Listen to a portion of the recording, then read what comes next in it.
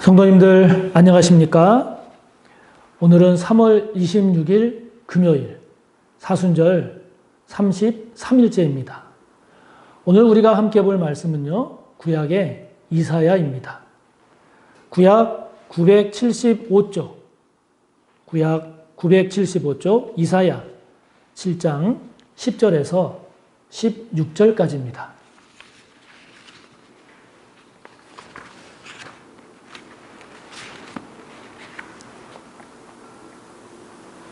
이사야 7장 10절에서 16절의 말씀 함께 봅니다.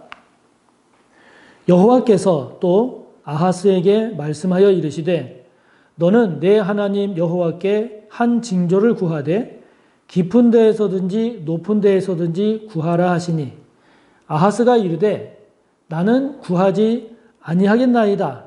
나는 여호와를 시험하지 아니하겠나이다 한지라. 이사야가 이르되 다윗의 집이여 원하건대 들을지어다. 너희가 사람을 괴롭히고서 그것을 작은 일로 여겨 또 나의 하나님을 괴롭히려 하느냐. 그러므로 주께서 친히 징조를 너희에게 주실 것이라. 보라, 처녀가 잉태하여 아들을 낳을 것이요 그의 이름을 임마누엘이라 하리라. 그가 악을 버리며 선을 택할 줄 알 때가 되면 엉긴 젖과 꿀을 먹을 것이라. 대저 이 아이가 악을 버리며 선을 택할 줄 알기 전에 내가 미워하는 두 왕의 땅이 황폐하게 되리라. 아멘.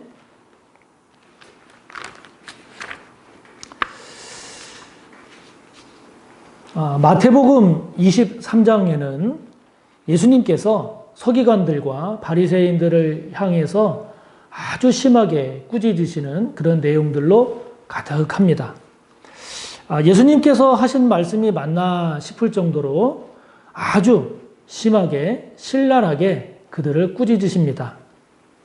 성경에 나오는 여러 저주스러운 표현들 가운데 가장 저주스럽다라고 평가되는 화 있을진저라고 하는 이런 표현이 7번이나 등장합니다.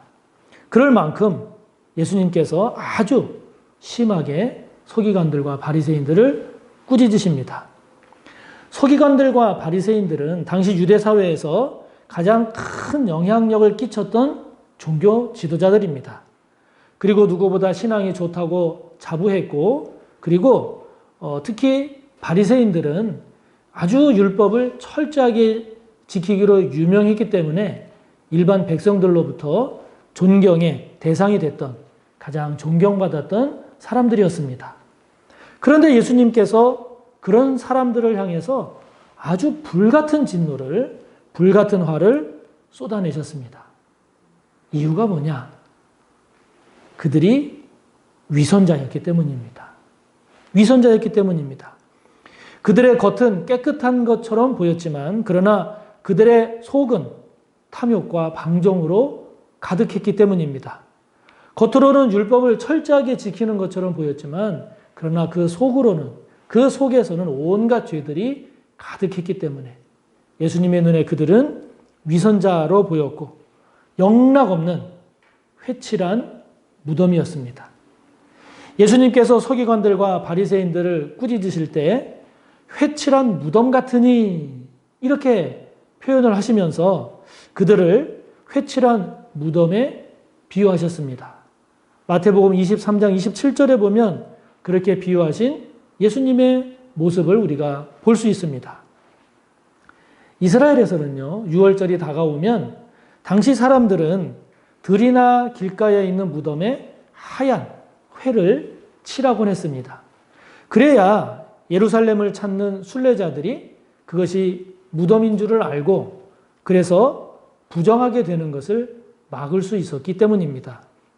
그렇게 회칠한 무덤은, 하얀 회로 칠한 무덤은 겉으로는 하얗게 깨끗해 보였지만, 그러나 그 속은 죽은 사람의 뼈와 온갖 더러운 것으로 가득했죠. 그것은 마치 가면을 쓰고 연기를 하는 그런 사람처럼 마치 그러한 모습이 바로 위선자들의 모습과 다를 것이 없었던 겁니다. 그런 점에서 보면 이 위선이라고 하는 것은 예수님께서 굉장히 아주 역겨워하시는 그런 모습임을 우리가 알 수 있죠. 그렇기 때문에 오늘 주님의 십자가의 은혜 그리고 고난당하신 주님을 묵상하는 이 사순절 기간에 저와 여러분의 모습 가운데에서 없애야 할 모습, 사라져야 할 모습, 그것은 바로 위선입니다. 위선입니다.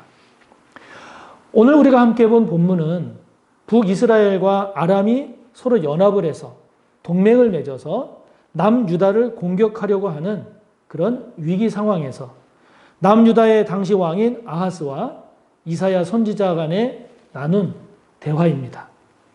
이사야 선지자는 아하스 왕에게 여호와 하나님께 한 가지 징조를 구하라고 말합니다.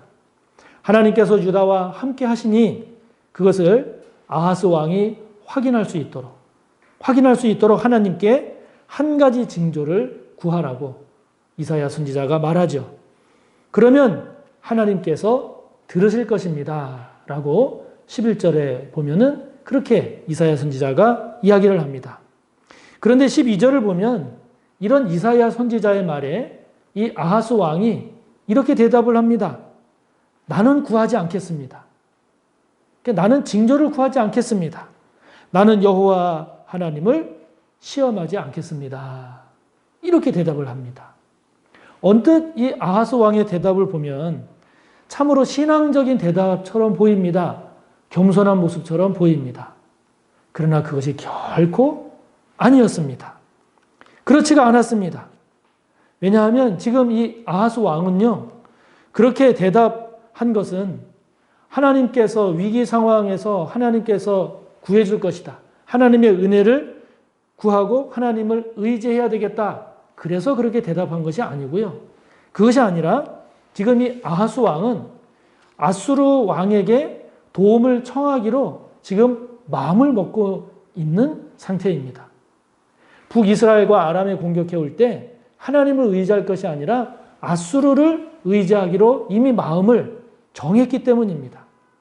괜히 하나님의 말씀을 듣고 자신의 뜻을 바꾸고 싶지 않았던 거죠.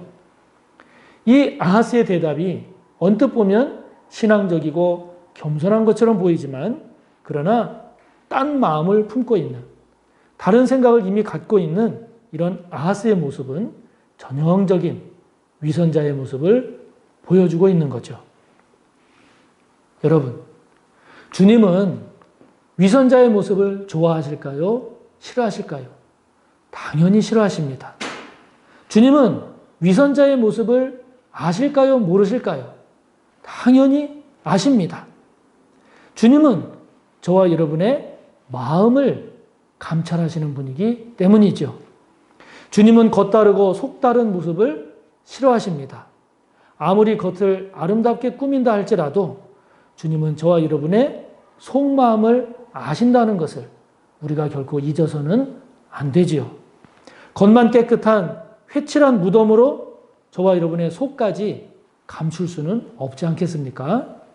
그래서 주님 말씀하십니다. 마태복음 7장 5절 말씀을 보면 외식하는 자여, 그랬는데 이걸 세번역 성경을 보면 위선자여 이렇게 번역이 되어 있습니다. 위선자여, 먼저 내 눈에서 들보를 빼내어라. 그래야 내 눈이 잘 보여서 남의 눈 속에 있는 티를 빼줄 수 있을 것이다. 말씀하십니다. 사실 이 위선의 문제는 누구보다도 먼저 목회자인 저에게 가장 큰 과제이기도 합니다. 목회자로서의 모습을 보이기 위해서 겉으로는 온유하고 모든 것을 이해하고 포용하려는 그런 모습이지만 그러나 속으로는 누군가를 미워하고 차별하고 배척하지는 않는지 늘 살펴보지 않을 수가 없습니다. 그러한 것이 늘 두렵죠. 그런 위선의 모습이 전혀 없다고 말할 수는 없지만 그래도 저의 모습이 위선자의 모습이 되지 않기를 기도하고 그리고 늘 살피려고 합니다. 사람들에게 인정받기 이전에 나의 중심을 감찰하시는, 나의 중심을 아시는 주님의 눈을 피할 수가 없기 때문이죠. 오늘날은 정직하고 겉과 속이 같은 것을 무조건 칭찬하거나 본받으려고 하는 것 같지는 않습니다. 세상이 워낙 복잡하고 이해관계가 서로 얽혀있고 예민하다 보니 적당한 거짓과 적당한 위선은 오히려 세상을 살아가는 데 있어서 필요한 것 아닌가 하는 그런 생각을 갖게 하기도 합니다. 그럼에도 불구하고 우리 모든 일반적인 국민들을 보면 정치 지도자들을 비롯한 사회 지도층에 있는 사람들의 거짓된 모습이라든지 위선을 보면 그렇게 많이 분노하고 그것에 대해서 책망하는 그러한 모습을 보면 세상이 악하다 할지라도 역시 사람들 마음속에는 위선자의 모습을 거부하고 있구나라고 하는 희망을 발견하곤 합니다. 아프고 부끄럽지만 저와 여러분의 겉과 속은 다른 면이 있습니다. 내 안에는 나의 겉모습과 다른 또 다른 내가 있음을 우리는 발견하곤 합니다.